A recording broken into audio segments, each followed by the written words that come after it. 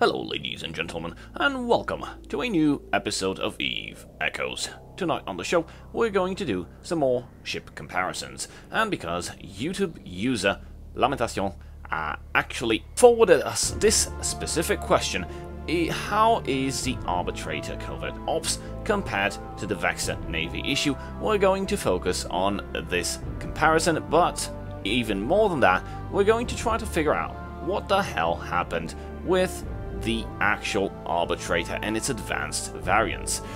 Before we dive into our subject, please remember to like and subscribe if you like what we're doing here on the channel, and if you really want to help me out and help keep this channel alive, there's a YouTube channel membership. You can donate monthly, a sum as small as $2, link in the description. Thank you very much. So let's get down to the topic, which is how the Arbitrator Covert Ops actually is inside Eve Echoes. Well, it wouldn't be fair to do a comparison between it and its counterpart in EVE Online, but we're going to do it anyway because I really like to point some specific things out. So in EVE Online, ship progression is a bit different, meaning the advanced variants of the normal standard ships do require several skills to be maxed out, like in level 5. It's pretty hard. It's a long journey until you manage to fly something that is Tech 2. It's the only it's Tech 1 and Tech 2, and there's Tech 3, which is some even more advanced stuff, but that's it. In order to fly some Tech 2 ships, you actually need to train a lot of skills.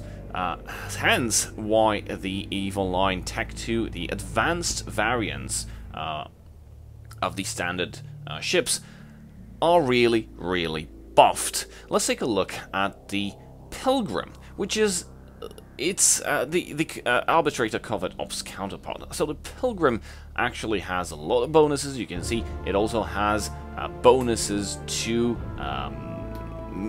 energy neutralizers and energy Nosferatus, and it's a recon ship. It's the same as here. It can use a Covert Ops cloaking device, has some additional bonuses, which makes sense only in EVE Online, of course, but that's none of importance here.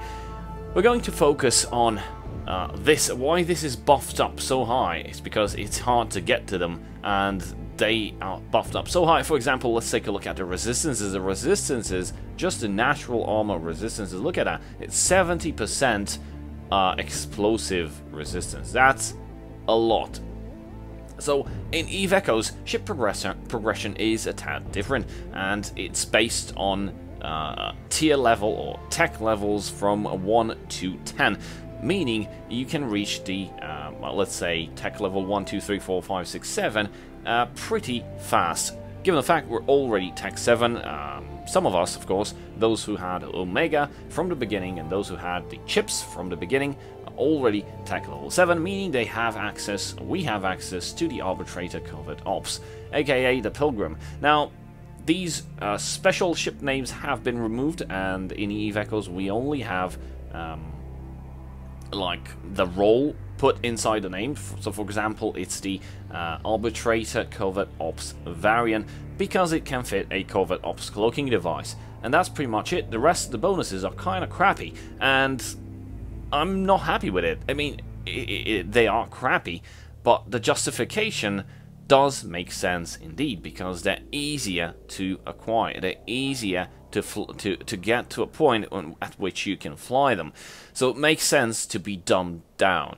Now, the problem is, what I don't like the most is the fact that some of the bonuses, like the energy neutralization, has been removed completely, and they've only kept, as you can see, it's copy-pasted, the warp, sorry, not warp, the weapon disruption bonuses. Now, until we actually get some electronic warfare, specialized electronic warfare items in the game, these ships are pretty much poop, because, well, you can use them. These ships were intended for support purposes because of those E-War bonuses, of course. Now, for the rest of the bonuses, let's take a look at exactly what happens with the Arbitrator. We're already in the Mmorpg trait, and we're going to hit, not to mention, it's tech level 7, so the comparison between this and the Vexor Navy Issue would be that the Arbitrator Covert Ops should be better, right? Wrong. It was intended to be as a support ship. Even though it's a tech, an more advanced tech level, you think it should have more damage, or at least more DPS, while the information panel does indicate that we've got the 20% drone DPS per advanced cruiser command level. And of course, it's way higher than the Vexor Navy Issue, which is 12% drone DPS per advanced medium drone. Now, if we take these bonuses, let's do a short comparison on the DPS. Okay, so let's pretend that you have one drone, or you have the one drone that has 20 DPS. Okay, and that 20 DPS, let's say you multiply it by 4, because we have 4 available slots for drones. So you'd have 4 drones. That means base stats, no skills, no nothing. Just from the drones fitted on the ship, you would have like 80 DPS. Okay, just ignore everything. Now, if we get this skill into level 5, it means we get 20% drone DPS per level. In level 5, it means 100% extra DPS. So let's calculate how much is 100% out of 80 DPS. Well, it's exactly that, 80 DPS. So if you add them up, you get 160 DPS just by having the Advanced Cruiser Command bonus, the Advanced Cruiser Command in level 5, and the single the 4 drones that deal each 20 DPS. Output total 160 DPS. Bear with me. So we move over to the Vexor Navy Issue. Now the Vexor Navy Issue is one tech level below, which is tech level 6. And Advanced Medium Drone Operation bonus per level, you get 12% drone DPS. Now let's calculate this, taking into consideration the same drone we've taken in the previous example, a drone that deals 20 DPS. Here we have 5 drone slots, meaning we can launch 5 drones. 5 drones in total would make would make 20 DPS. In total, it will output 100 DPS. Now let's apply the bonuses, considering that we have Advanced Medium Drone Operation in level 5. That would mean 12 times 5, 60% more DPS. So let's calculate out of 100 DPS, how much exactly is 60%? 60% out of 100 is exactly 60. So if you add them both up, you get 100 from the drones, plus the 60% extra, and you get 100 plus 60, that is 160 DPS. Epic fail, right? It's the same amount of DPS, no matter how many skills you'll have, if you hop into the Vexor Navy Issue, or if you hop into the Arbitrator. If you have max skills and the Medium Drone Operation bonus and an Advanced Cruiser Command bonus, you'll get the same amount of DPS. The problem comes even harder. Why? Because the Vexor Navy Issue has 4 low slots, and you can fit some drone damage amplifiers. Let's say you can fit 2, okay? And then, well, I don't know, 1 prop module and then 1 repper, whatever floats your boat. The Arbitrator Covert Ops, on the other hand, has also 4 low slots. It does not have 5. So if you want to benefit from that Covert Ops cloaking device, that gets fitted on the low slots. Meaning, instead of 4 low slots, you'll have 3 available low slots to tour around with. And most likely, you won't be able to fit too much damage modules to get some decent bonuses, because you'll have to, I don't know, gain some resistances, because the resistances on this are pretty much poop. If you can see, the the armor resistance of 50%, 35, 25, and 20. Pretty much the same as any standard cruiser. So, hence the question. Will these ships be better in the future? Will these suffer a redesign once the electronic warfare modules come into the game?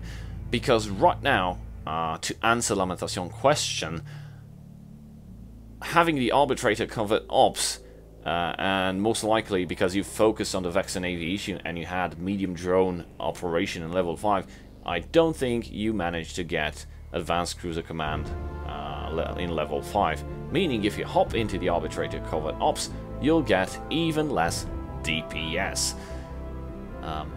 Again, this is a support ship. It was intended as a support ship and probably will be a bit better as a support ship. But for now, it's poop, because it will have lower DPS if you transition to it. The only advantage will be the Covert Ops cloaking device, allowing you to warp cloaked and to do cloaky stuff. And, I don't know, you can hunt something. So, it's safe to say that the damage output might be decent. Other than that, this is poop. And it's not applying just to this ship. The entire redesign based on the tech tree in Eve Echoes has also affected other ships as well in somewhat a similar manner, because the recon ships had some very nice and interesting bonuses, like the Galente Arazu. It was a Tech 2 ship based on the Celestis. If we go to the Galente, take a look at the Celestis, you'll find it's a crappier version than its Evil Line counterpart, but it complements by the fact that you can get to it and you can fly it much sooner than you would in Evil Line. Now, I would like to argument here that maybe these ships at least might deserve a better place, maybe a bit upwards in the tech level tree, like tech level 8, just to make them a bit less available and probably give them some more boosts, some more bonuses. And I'd really like to see the other electronic warfare bonuses on these recon ships as well, because in the case of the Arbitrator advanced variants, I'd like to see the energy neutralizer and the energy Nosferatu bonuses in case of the Bellicose that should have web capabilities a lot better. So the advanced variants like the Rapier or the Huggin, they used to have better bonuses on other electronic warfare. So what happened is a segregation of electronic warfare. That's what happened, and basically the faction, the Empire factions were all plastered with the same pattern of electronic warfare. So Amarr ships basically got weapon disruption, Galente ships got sensor dampeners, Caldari ships got jammers, like you can jam people and they won't be able to lock anything up. And we got the Minmatar, which I think it received, they received target painters, effectiveness all over the place. And the extra bonuses, those that allowed for some nice and cool flow of, I don't know, of tactics, they basically got moved into all the other separate factions, like for example the Blood Raiders, which did have an Eve Online, the Energy Neutralizer and Nosferatu now are the only ones that have actual decent bonuses on energy neutralization, like the amount of cap you're neutralizing. And the Modus Legion, they're pretty much the only ones that have warp disruption range bonuses, bonuses that should be available on the Celestis advanced variants, because in I don't know, maybe my argument is completely bad. Maybe I'm not supposed to compare the two games, because Eve Echoes is a different game in its own sake. But I think some of these ships actually require some redesigning here, because they're pretty much poop, and I don't think they'll do much once the electronic warfare get introduced. The only line of ships which the advanced variants might be good, and I'm pretty sure they will be good, because jamming is very good, especially in fleet tactics, will be the Blackbird and its advanced variants, because that's the only electronic warfare that can heavily disrupt an enemy and an enemy fleet, like prevents repping, prevents a lot of stuff. If you jam a logistic ship, it's pretty much dead in the water. It cannot repair anyone, if you get what I mean. So I think all these advanced variants, at least the ones that I've been talking about, the Bellicose advanced variants, the Arbitrator's advanced variants, and the Celestis advanced variants, might need a redesign, or at least the bonuses to be a tad better or rethinked. I don't know. It's up to the devs, it's up to the design team. But in this moment, how they are, I really don't like them. So, to answer your question again, Lamentacion, you better stick to the Vexor Navy Issue, in my opinion, because the Arbitrator Covert Ops, unless you want to go hunting in nullsec for some miners, because soloing this, you won't be able to do much. Because it's a drone boat, and we all know what happens to drones in PvP. They get shot down, you'll be left without weapons, so just stick to the Vexor Navy Issue for now. Maybe there'll be other ships that might be worth looking into. Thank you guys for watching, a very big shout out to my channel supporters. I'll see you guys next time. Cheers.